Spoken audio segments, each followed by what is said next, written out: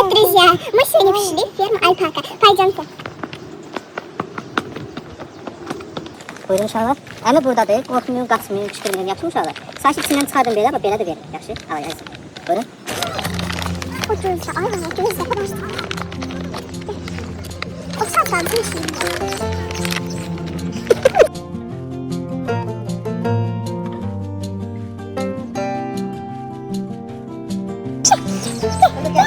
Tabii. Bak.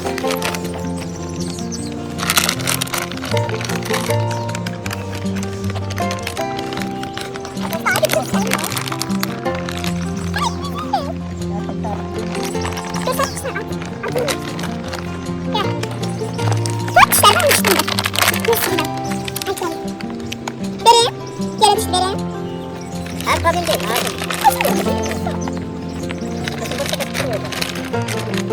Tabii.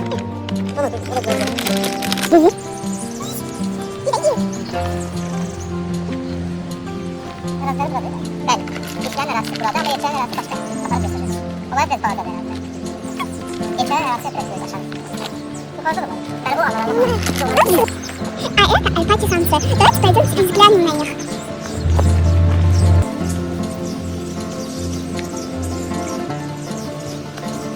Bunun adı Qaqaşdır. Bu 2020-ci ildə burada dünyaya gəlib. Ona görə adı yerli adıymış. Amma ondan qabaq gələnlər, yəni Cənubi Amerikadan, Perudan gələnlər isə adı James Brown'dur, Abraham Lincoln'dur. Qaqaşdan sonra onları da göstərəcəm.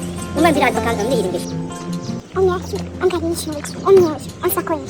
Ему 11 зовут его Абрахам Линкольн. Он в 2020 году пришел к нам из Перу, из Южной Америки.